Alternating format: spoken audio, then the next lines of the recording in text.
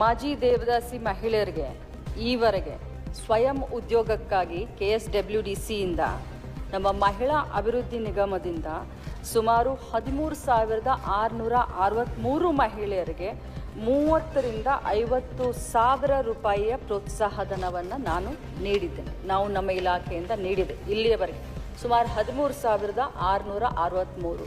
ಅದರ ಜೊತೆಯಲ್ಲಿ ಈಗ 45,000 ರೂಪಾಯಿ ಅವ್ರ ಪ್ರೋತ್ಸಾಹಧನವನ್ನು 30,000 ರೂಪಾಯಿ ಅವ್ರ ಪ್ರೋತ್ಸಾಹಧನವನ್ನು 45,000ಕ್ಕೆ ಈ ಬಾರಿಯ ಬಜೆಟ್ನಲ್ಲಿ ನಾವು ಘೋಷಣೆಯನ್ನು ಮಾಡಿದ್ದೇವೆ.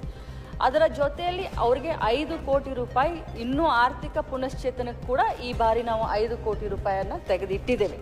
ಜೊತೆಯಲ್ಲಿ ನಾನು ಕ್ರಿಯಾ ಯೋಜನೆ ಮಾಡಿದ್ದೀನಿ 250 ಕೋಟಿ ರೂಪಾಯಿಯದು ಮರು ಸಮೀಕ್ಷೆಯಲ್ಲಿ ಗುರುತಿಸಲ್ಪಟ್ಟ ನಿವೇಶನ ರಹಿತ, ತಮ್ಮ ಏನು ಕಾಳಜಿ ಇದೆ, ಮರು ಸಮೀಕ್ಷೆಯಲ್ಲಿ ಗುರುತಿಸಲ್ಪಟ್ಟ ನಿವೇಶನ ರಹಿತ ಮಾಜಿ ದೇವದಾಸಿ ಮಹಿಳೆಯರಿಗೆ ನಿವೇಶನ ಸೌಲಭ್ಯ ಒದಗಿಸಲಿಕ್ಕೆ 25 ಕೋಟಿ, ಮರು ಸಮೀಕ್ಷೆಯಲ್ಲಿ ಗುರುತಿಸಲ್ಪಟ್ಟ ವಸತಿ ರಹಿತ ಮಾಜಿ ದೇವದಾಸಿ ಮಹಿಳೆಯರಿಗೆ ವಸತಿ ಸೌಲಭ್ಯ ಒದಗಿಸಲಿಕ್ಕೆ 50 ಕೋಟಿ ರೂಪಾಯಿ, ಮರು ಸಮೀಕ್ಷೆಯಲ್ಲಿ ಗುರುತಿಸಲ್ಪಟ್ಟ ಮಾಜಿ ದೇವದಾಸಿ ಮಹಿಳೆಯರಿಗೆ ಗುಂಪು ಆದಾಯೋತ್ಪನ್ನ ಚಟುವಟಿಕೆಗಳಿಗೆ ಆರ್ಥಿಕ ಸೌಲಭ್ಯವನ್ನು ಒದಗಿಸಲಿಕ್ಕೆ 15 ಕೋಟಿ ರೂಪಾಯಿ, ಮರು ಸಮೀಕ್ಷೆಯಲ್ಲಿ ಗುರುತಿಸಲ್ಪಟ್ಟ ಮಾಜಿ ದೇವದಾಸಿ ಮಹಿಳೆಯರಿಗೆ ವೈಯಕ್ತಿಕ ಆದಾಯೋತ್ಪನ್ನ ಚಟುವಟಿಕೆ ನಡೆಸಲು ಆರ್ಥಿಕ ಸೌಲಭ್ಯ ಒದಗಿಸಲಿಕ್ಕೆ 5 ಕೋಟಿ ರೂಪಾಯಿ.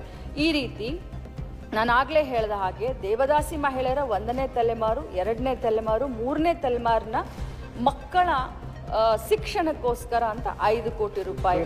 ಅದೇ ರೀತಿ 1ನೇ ತಲೆಮಾರು, 2ನೇ ತಲೆಮಾರು, 3ನೇ ತಲೆಮಾರಿನ ಹೆಣ್ಣು ಮಕ್ಕಳಿಗೆ ವೈಯಕ್ತಿಕ ಆದಾಯೋತ್ಪನ್ನ ಚಟುವಟಿಕೆಗಳಿಗೆ 5 ಕೋಟಿ ರೂಪಾಯಿ.